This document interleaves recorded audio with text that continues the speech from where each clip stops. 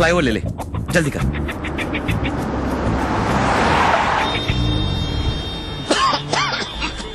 इतना ट्रैफिक, ये फ्लाईओवर कहाँ गया? कौन सा फ्लावर पापा? चल मेट्रो लेते।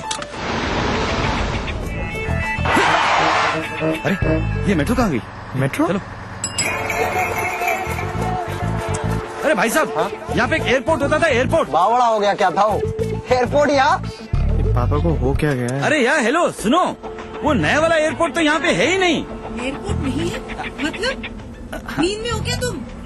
उठो उठो उठो, एयरपोर्ट नहीं जाना। हाँ airport, metros, ATMs, banks, expressways, इतना सब कुछ सिर्फ पिछले 10 सालों में, और ये सब हमारी जिंदगी का हिस्सा बन गया है, जैसे सदियों से ऐसा ही था। भारत निर्माण का यही प्रमाण। जन जन को छुआ, जन जीवन बदला।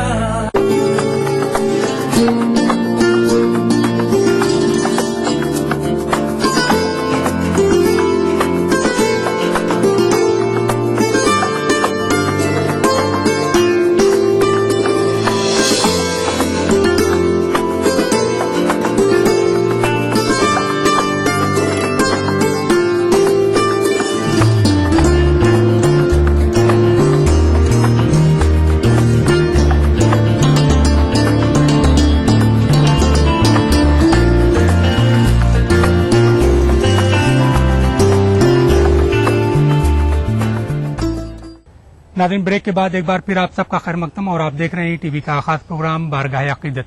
नाज़रीन, जिस आस्थाने की आप ज़ियारत कर रहे हैं, यह आस्थाना चिश्तिया सिलसिले के अहम बुजुर्ग हजरत ख्वाजा सैयद शाह निज़ामुद्दीन औलिया कलीमी चिश्ती औरंगाबादी रहमतुल्लाह अलैह का आस्थाना है।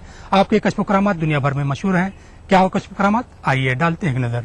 कुतुब दक्कन हजरत शाह निज़ामुद्दीन औलिया औरंगाबादी रहमतुल्लाह अलैह के औरंगाबाद में कदम रखने के बाद औरंगाबाद सरजमीन दक्कन में इस्लाम की इशाअत का एक बड़ा मरकज बन गया। मकतूबात कलीमी के मुताबिक हजरत शाह निज़ामुद्दीन औलिया औरंगाबादी हमेशा इबादत और रियाजत में हमातन मसरूफ रहते थे। आप सूफी कामिल और तसर्रुफात ज़ाहिरी व बातिनी से सरफराज थे। आप पर हमेशा इश्क मोहम्मदी का गलबा तारी रहता था। आपकी तालीमात एक खास का ही असर है कि आस्ताना आलिया पर आज भी दर्स व तदरीस का सिलसिला जारी है। आस्ताना आलिया पर सुबह नमाज फज्र के बाद से अक़ीदतमंदों की जो भीड़ लगती है वो बाद नमाज इशा यानी आस्ताना का दरवाजा बंद होने तक जारी रहती है। हजरत नियामुद्दीन औलिया रहमतुल्लाह अलैह का ताल्लुक तसनीफ व तालीफ से भी रहा है। उस तरह की यहाँ पर मजलिसें होती हैं, महफिलें होती हैं, महफिल सिमा होता है, जिक्र जहर और जिक्र अस्कार की महफिलें होती हैं। तमाम सिलसिले के मुरीदीन को और अक़ीदतमंद जो है तो उसमें शिरकत फरमाते हैं। हफ्तावारी महीनावारी मजलिसें भी होती हैं।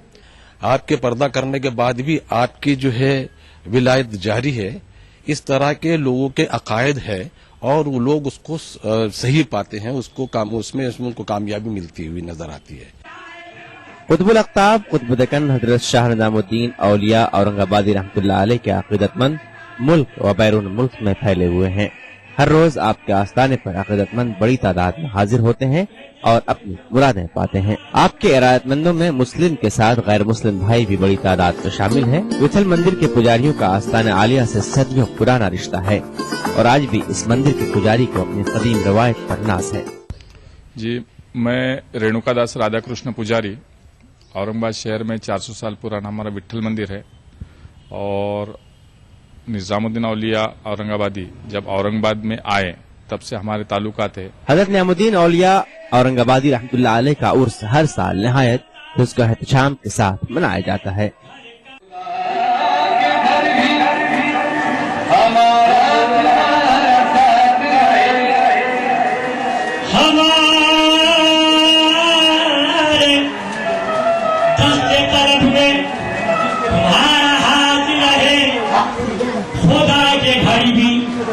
हमारा तुम्हारा साथ रहे, गरज नहीं हमें दुनिया किसी के साथ रहे।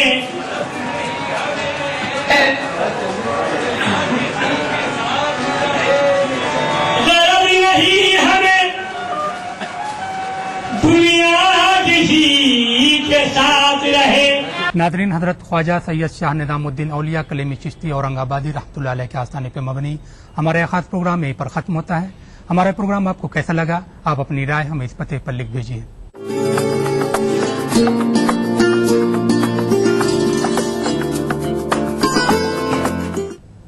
नाज़रीन, हमें उम्मीद है कि आपने हमारा पता नोट कर लिया होगा। अगले हफ्ते इंशाल्लाह फिर किसी एक खास एपिसोड साथ आपकी खिदमत में हाजिर होंगे। तब तक के लिए टीम के साथ मेहताब आलम को दीजिए इजाजत। खुदा हाफिज।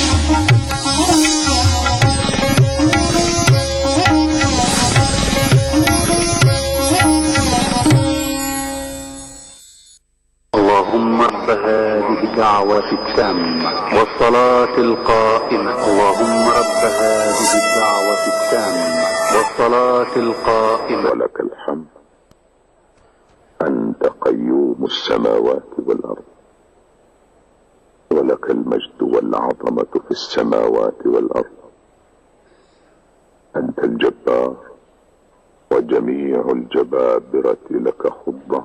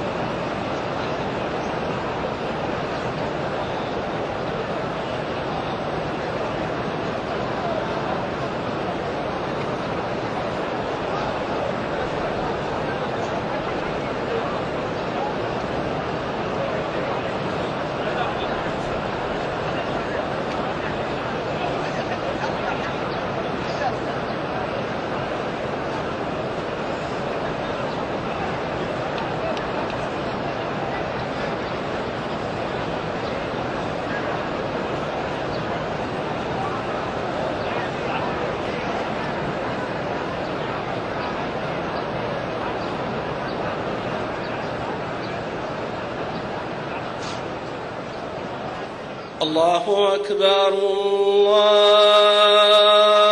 الله أكبر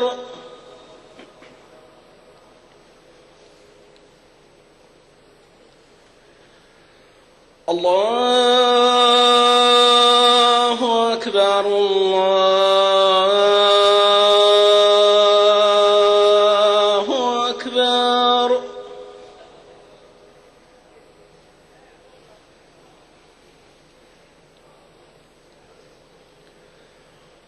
أشهد أن لا إله إلا الله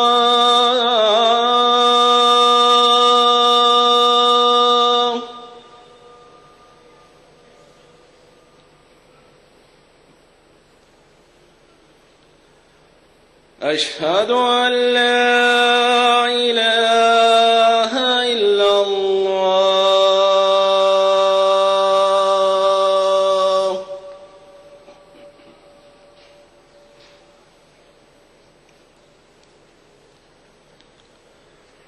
أشهد أن محمدا رسول الله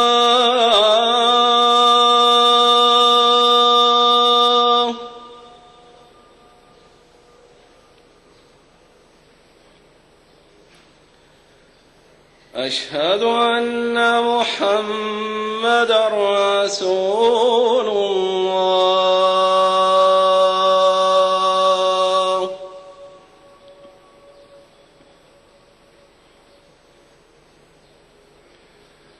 حي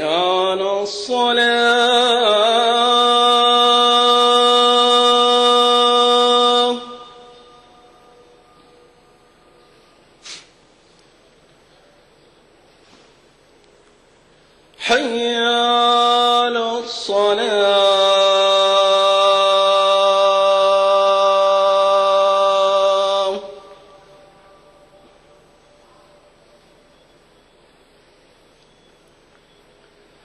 حي على الفلاح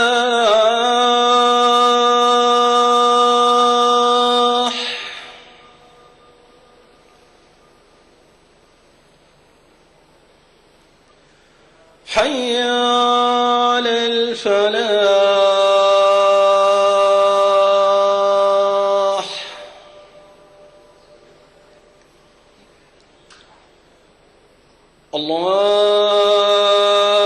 الله أكبر الله أكبر لا إله إلا الله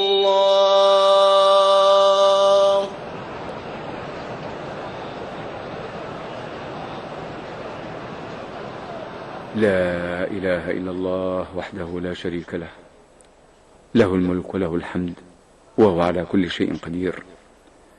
محمد عبد الله ورسوله صلى الله عليه وآله وسلم. شهادة حق عليها نحيا وعليها نموت وعليها وبها نبعث إن شاء الله آمنين مطمئنين. اللهم صل على محمد وعلى آل محمد كما صليت على إبراهيم وعلى آل إبراهيم، وبارك على محمد وعلى آل محمد كما باركت على إبراهيم وعلى آل إبراهيم في العالمين إنك حميد مجيد. اللهم رب هذه الدعوة التامة والصلاة القائمة آت محمدا الوسيلة والفضيلة وابعثه مقاما محمودا الذي وعدته.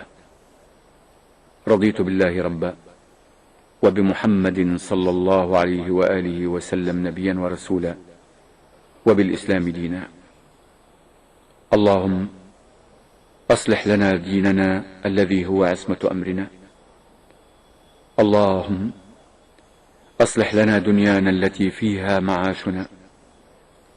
اللهم أصلح لنا أخرانا التي إليها معادنا. اللهم وأصلح يا مولانا أحوال جميع المسلمين برحمتك يا أرحم الراحمين.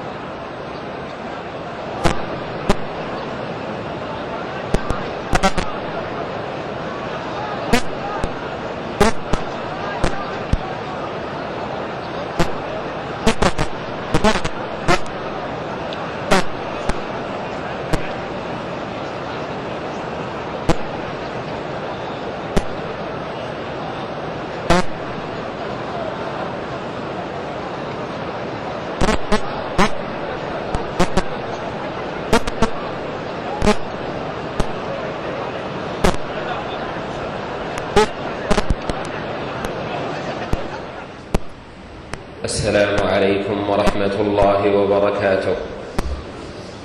الله أكبر الله أكبر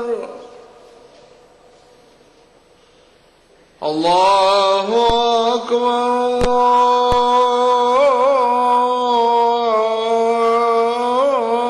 الله أكبر أشهد أن لا إله إلا الله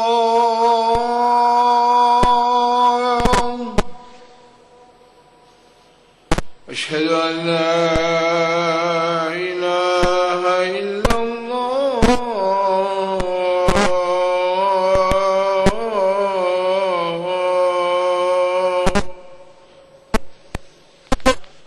أشهد أن محمدا رسول الله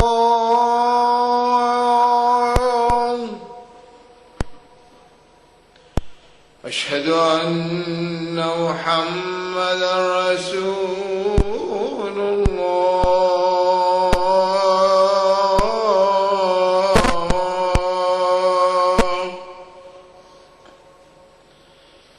حي على الصلاة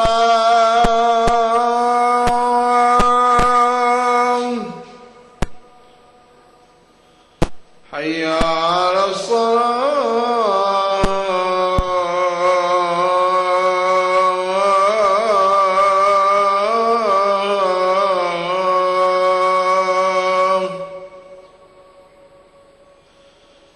حي على الفلاح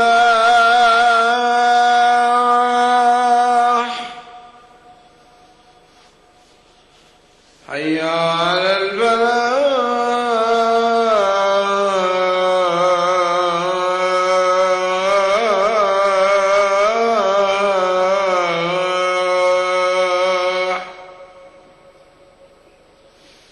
الله أكبر الله أكبر لا إله إلا الله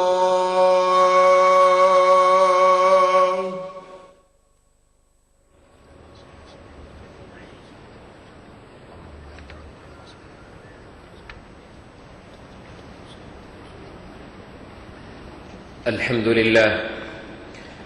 لله الذي بسط الأرض لخلقه وفي السماء تعالى جعل الأرض ذلولا وأمر عباده أن يسعوا في مناكبها ويأكلوا فيها رزقا حلالا. أحمد ربي تعالى وأشكره فقد أسبغ علينا أفضاله ووالى، وأستهديه وأستغفره إقرارا بتقصيرنا في جنبه وإجلالا، وأشهد أن لا إله إلا الله وحده لا شريك له، وأشهد أن محمدا عبده ورسوله أطوع الناس لربه وأبرهم صدقا وامتثالا، صلى الله وسلم وبارك عليه وعلى أتباعه صحبا وآلا والتابعين ومن تبعهم بإحسان إلى يوم الدين. أما بعد، فاتقوا الله أيها المسلمون يصلح لكم شأنكم حالا ومآلا. يا أيها الذين آمنوا اتقوا الله وقولوا قولا سديدا يصلح لكم أعمالكم ويغفر لكم ذنوبكم، ومن يطع الله ورسوله فقد فاز فوزا عظيما. أيها الناس، حب المال طبيعة في البشر وجبلة في الإنسان. قال الله عز وجل: وتحبون المال حبا جما. وقال سبحانه: زين للناس حب الشهوات من النساء والبنين والقناطير المقنطرة من الذهب والفضة والخيل المسومة والأنعام والحرث. والكسب الطيب محمود في شريعة الله، حيث أمر الله بالسعي بقوله: هو الذي جعل لكم الأرض ذلولا فامشوا في مناكبها وكلوا من رزقه وإليه النشور. وقال رسول الله صلى الله عليه وسلم لعمرو بن العاص رضي الله عنه: يا عمرو، نعم المال الصالح مع الرجل الصالح. أخرجه الإمام أحمد في مسنده وابن حبان في صحيحه. وقال صلى الله عليه وسلم: ما أكل أحد طعاما قط خيرا من أن يأكل من عمل يده، وإن نبي الله داود عليه السلام كان يأكل من عمل يده. رواه البخاري. وقال صلى الله عليه وسلم: لأن يأخذ أحدكم أحبله ثم يأتي الجبل فيأتي بحزمة من حطب على ظهره فيبيعها فيكف الله بها وجهه خير له من أن يسأل الناس أعطوه أو منعوه. رواه البخاري. عباد الله، لقد جعل الله الرغبة في المال ابتلاء واختبارا، ذلك أنه سبحانه هو الرب العظيم، وقد قرر ألوهيته ووحدانيته في آيات القرآن العظيم، ثم ذكر أنه وحده المشرع للحلال والحرام، فهو الخالق الرازق والمالك المتصرف، فأمر الحلال والحرام له سبحانه. يا أيها الناس كلوا مما في الأرض حلالا طيبا ولا تتبعوا خطوات الشيطان إنه لكم عدو مبين. وقال الله عز وجل: وكلوا مما رزقكم الله حلالا طيبا واتقوا الله الذي أنتم به مؤمنون. حلالا طيبا، والحلال الطيب أي محللا لكم، ليس مكتسبا بطريق محرم كالغصب والسرقة والربا والرشوة والغش والمعاملات المحرمة. طيبا أي ليس بخبيث كالميتة ولحم الخنزير والخمر والخبائث كلها. أيها المسلمون، أصحاب المكاسب الطيبة والأموال الصالحة هم أسلم الناس دينا وأعفهم نفسا وأهدأهم بالا، هم أشرح الناس صدرا وأهنأهم عيشا، أعراضهم مصانة وأيديهم نزيهة ورزقهم مبارك وذكرهم في الناس جميل. وقد كان تحري أكل الحلال من أعظم الخصال التي تحلى بها النبي صلى الله عليه وسلم وأصحابه، وكان أهل السنة والصلاح يتواصون بالتعفف في المآكل والمشارب والمكاسب. عن أبي سعيد الخدري رضي الله عنه عن النبي صلى الله عليه وسلم قال: من أكل طيبا وعمل في سنة وأمن الناس بوائقه دخل الجنة. رواه الترمذي. وأخرج الإمام أحمد وغيره أن النبي صلى الله عليه وسلم قال: 4 إذا كن فيك فلا عليك ما فاتك من الدنيا: حفظ أمانة، وصدق حديث، وحسن خليقة، وعفة في طعمة. ولقد احتفى العلماء بأكل الحلال تقريرا وتحقيقا حتى أثبتوه في عقائدهم. قال الفضيل بن عياض رحمه الله: إن لله عبادا يحيي بهم البلاد والعباد، وهم أصحاب سنة. من كان يعقل ما يدخل جوفه من حله كان في حزب الله المفلحين.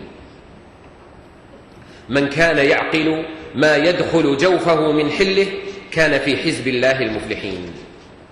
وإن الله طيب لا يقبل إلا طيبا، والطيبون للطيبات والطيبات للطيبين، الذين تتوفاهم الملائكة طيبين يقولون: سلام عليكم ادخلوا الجنة بما كنتم تعملون.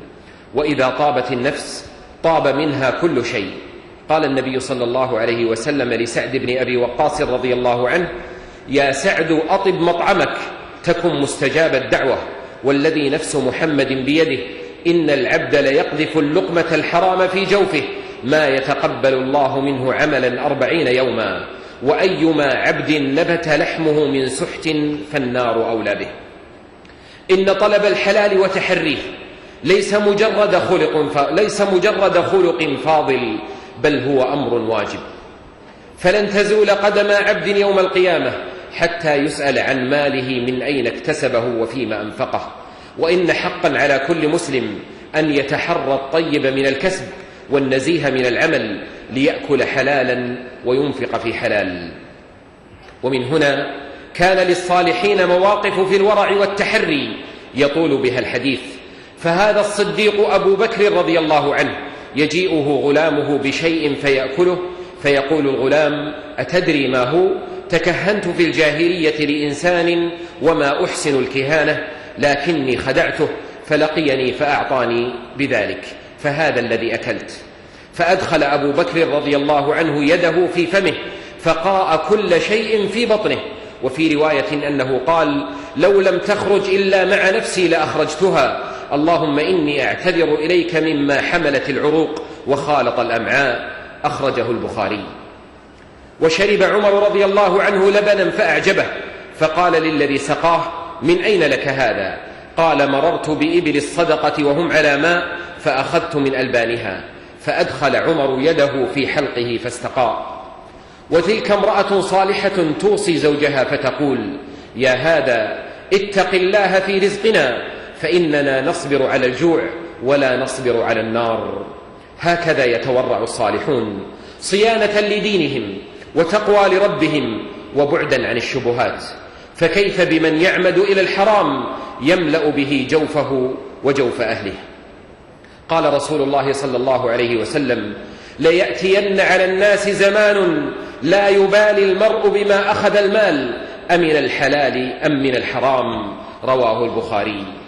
عباد الله، التنافس على الدنيا واتباع الشهوات والهلع على الرزق مع نسيان الحساب مال ببعض الخلق إلى التهافت على حطام الدنيا وعدم المبالاة بموارد المكاسب. عن حذيفة بن اليمان رضي الله عنه قال: قام رسول الله صلى الله عليه وسلم فقال: هلموا إلي، فأقبلوا إليه فجلسوا، فقال: هذا رسول رب العالمين جبريل نفث في روعي أنه لن تموت نفس حتى تستكمل رزقها وإن أبطأ عليها، فاتقوا الله وأجملوا في الطلب، ولا يحملنكم استبطاء الرزق أن تأخذوه بمعصية الله، فإن الله لا ينال ما عنده إلا بطاعته. أخرجه البزار في مسنده بإسناد صحيح. وأجملوا في الطلب، أي في طلب الرزق والسعي لتحصيل الدنيا والمكاسب. عباد الله، قد يجتهد مسلم في عمل صالح لكنه يتهاون في أكل الحرام فيخسر الدنيا والآخرة، فلا يقبل عمله ولا تستجاب دعوته ولا يبارك له في كسبه. عن أبي هريرة رضي الله عنه أنه قال: قال رسول الله صلى الله عليه وسلم: إن الله طيب لا يقبل إلا طيبا، وإن الله أمر المؤمنين بما أمر به المرسلين، فقال: يا أيها الرسل كلوا من الطيبات واعملوا صالحا إني بما تعملون عليم. وقال: يا أيها الذين آمنوا كلوا من طيبات ما رزقناكم. ثم ذكر الرجل يطيل السفر أشعث أغبر يمد يديه إلى السماء: يا رب يا رب، ومطعمه حرام ومشربه حرام وغذي بالحرام، فأنى يستجاب لذلك. رواه مسلم. ولذا كانت الصدقة بالمال الحرام مردودة غير مقبولة. عن ابن عمر رضي الله عنهما عن النبي صلى الله عليه وسلم أنه قال: لا يقبل الله صلاة بغير طهور ولا صدقة من غلول. رواه مسلم. وعن أبي هريرة رضي الله عنه أن النبي صلى الله عليه وسلم قال: إذا أديت زكاة مالك فقد قضيت ما عليك، ومن جمع مالا حراما ثم تصدق به لم يكن فيه أجر وكان إصره عليه. أخرجه ابن خزيمة وابن حبان في صحيحهما. وعن جابر بن عبد الله رضي الله عنه أن النبي صلى الله عليه وسلم قال: يا كعب بن عجرة، إنه لا يدخل الجنة لحم نبت من سحت. أخرجه ابن حبان في صحيحه. وعن كعب بن عجرة رضي الله عنه أن النبي صلى الله عليه وسلم قال له: يا كعب، لا يربو لحم نبت من سحت إلا كانت النار أولى به. أخرجه الترمذي. والسحت هو الحرام في كل صوره، كأكل الربا وأخذ الرشا وأكل مال اليتيم وأنواع البيوع المحرمة.